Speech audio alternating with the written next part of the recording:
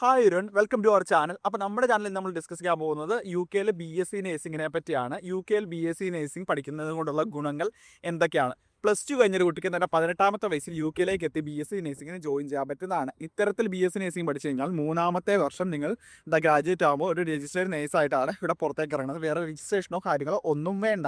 അപ്പോൾ നമുക്കൊരു 14 ലക്ഷം രൂപ മുതൽ പെർ ഇയർ ഫീസിൽ യു കെയിൽ BSc നേഴ്സിംഗ് പഠിക്കാനുള്ള ഓപ്പർച്യൂണിറ്റീസ് ഉണ്ട്. വൺസ് പഠിച്ചു കഴിഞ്ഞ് കഴിഞ്ഞാൽ ഒരു വർഷം, അതായത് 3 വർഷം കൊണ്ട് നമ്മൾ 36,000 പൗണ്ട് 40,000 പൗണ്ട് കണക്ക് നേഴ്സിംഗ് പഠിച്ചു കഴിഞ്ഞ് കഴിഞ്ഞാൽ 3ാമത്തെ വർഷം നമുക്ക് കിട്ടുന്ന സാലറി 3 വർഷം ഇൻവെസ്റ്റ് ചെയ്യുന്ന പൈസ തന്നെ ആയിരിക്കും. അതാണ് യു കെയിലെ BSc നേഴ്സിംഗിൻ്റെ ഒരു ബ്യൂട്ടി.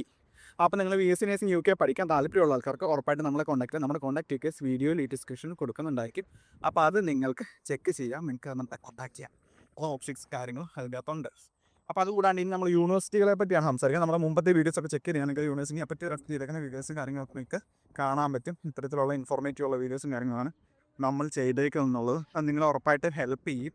ഇനി നമുക്ക് യു കെയിലെ BSc നേഴ്സിംഗ് IELTS വെച്ചും IELTS ഇല്ലാതെയും പഠിക്കാൻ പറ്റും. IELTS ഇല്ലാതെ പഠിക്കണം എന്നുണ്ടെങ്കിൽ ഇനിയിപ്പോൾ IELTS ഇല്ല, +2 മാർക്ക് കുറവാണെന്നുണ്ടെങ്കിൽ നമുക്ക് പഠിക്കാൻ പറ്റും. യു കെയിൽ നമുക്ക് ഫൗണ്ടേഷൻ ഇയർ ആയിട്ട് ഒരു എക്സ്ട്രാ ഇയറും കൂടെ എടുത്ത് യു കെയിൽ നമുക്ക് BSc നേഴ്സിംഗ് പഠിക്കാൻ പറ്റും. അപ്പോൾ ആ ഒരു കാര്യം ഞാൻ ഇതിലേക്ക് കൂടി ചേർക്കുകയാണ്.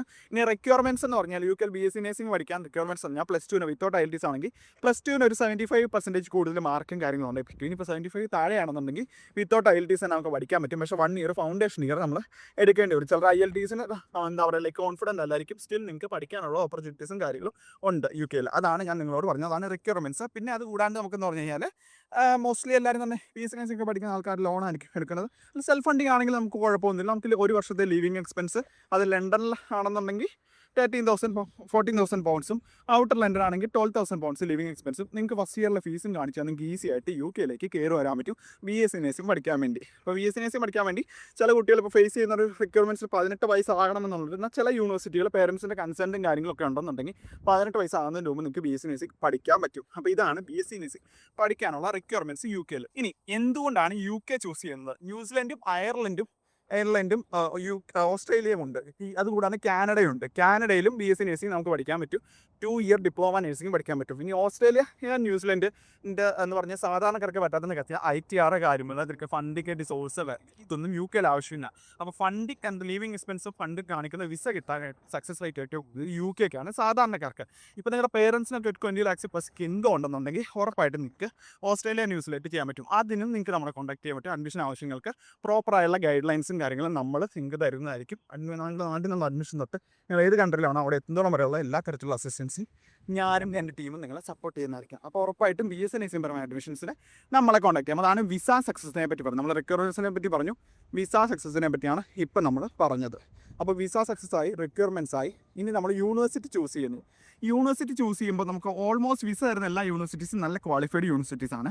ഒരിക്കലും യൂണിവേഴ്സിറ്റീസ് നമ്മളെ തോൽപ്പിക്കുന്നു പെറുക്കുന്നു എന്ന് പറയാൻ പറ്റത്തില്ല. നമ്മുടെ ഇൻട്രാക്ഷൻസും കാര്യങ്ങളും വെച്ചാണ് നമുക്ക് പ്യുവർലി കോഴ്സുമായി ബന്ധപ്പെട്ട കാര്യങ്ങൾ വരുന്നത്. ഒബിയസ്ലി യൂണിവേഴ്സിറ്റിയും കോഴ്സും വിസ സക്സസ് റേറ്റും റിക്വയർമെൻറ്റ്സും കഴിഞ്ഞ് കഴിഞ്ഞാൽ നമുക്ക് സ്കോളർഷിപ്പാണ്. സ്കോളർഷിപ്പ് യു കെയിൽ ഫുള്ളി ഫണ്ടഡ് ആയിട്ട് തൊട്ട് സ്കോളർഷിപ്പ് കിട്ടുന്ന യൂണിവേഴ്സിറ്റീസ് ഉണ്ട്. ഡിപ്പെൻസ് ഓൺ പല രീതികളിൽ. അപ്പോൾ ഫുള്ളി ഫണ്ടഡ് സ്കോളർഷിപ്പ് എന്ന് പറഞ്ഞാൽ വളരെ ബുദ്ധിമുട്ടാണ്. കുറച്ച് യൂണിവേഴ്സിറ്റികൾ, 3-4 യൂണിവേഴ്സിറ്റികളേ ഉള്ളൂ അവിടെ പഠിക്കാൻ വേണ്ടി. നമുക്ക് ഫുള്ളി ഫണ്ടഡ് പഠിക്കാൻ വേണ്ടി വളരെയധികം ബുദ്ധിമുട്ടാണ്. അപ്പോൾ നമ്മൾ എപ്പോഴും പോകുന്നത് പിന്നെയുള്ള ചീപ്പസ്റ്റ് ഓപ്ഷൻ എന്ന് പറഞ്ഞാൽ ഒരു 14 ലക്ഷം രൂപയൊക്കെ പെർ ഇയർ ഫീസ് വരുന്ന യൂണിവേഴ്സിറ്റികളാണ് നമുക്ക് എടുക്കാൻ പറ്റിയ ഒരു ഓപ്ഷൻ. അപ്പോൾ അത്തരത്തിൽ നമുക്ക് വരുമ്പോഴത്തേക്കും university of Chester, keel, UWE, ബക്കിംഗ്ഹാംഷെയർ, ഇത്തരത്തിലുള്ള പല യൂണിവേഴ്സിറ്റീസ് യു കെയിൽ അവൈലബിൾ ആണ്. ഇവിടെ സക്സസ് റേറ്റും ഉണ്ട്, പാർട്ട് ടൈം ജോബ് കാര്യങ്ങളൊക്കെ അവൈലബിലിറ്റിയും കാര്യങ്ങളുണ്ട്. ഇത്തരത്തിലുള്ള കാര്യങ്ങൾക്ക് എല്ലാത്തിനും നമ്മൾ നിങ്ങളെ സപ്പോർട്ടും ചെയ്യുന്നുണ്ട് നമ്മുടെ ടീം. അപ്പോൾ നിങ്ങൾക്ക് ആണെന്നുണ്ടെങ്കിൽ അത് എപ്പോഴും യൂസ്ഫുൾ ആയിരിക്കും. ഇനി നമ്മൾ പറയുന്നത് എന്തുകൊണ്ട് ചെറിയ കൺട്രീസിൽ പോയി BSc നേഴ്സിംഗ് പഠിക്കരുത്. ഇപ്പോൾ അൽബേനിയ, അങ്ങനെയൊക്കെ അൽബേനിയ പോലുള്ള രാജ്യങ്ങൾ, ജോർജിയ, ഇവിടെയൊന്നും നേഴ്സിംഗ് കഴിഞ്ഞിട്ട് സെറ്റിൽമെൻറ്റ് ഇല്ല.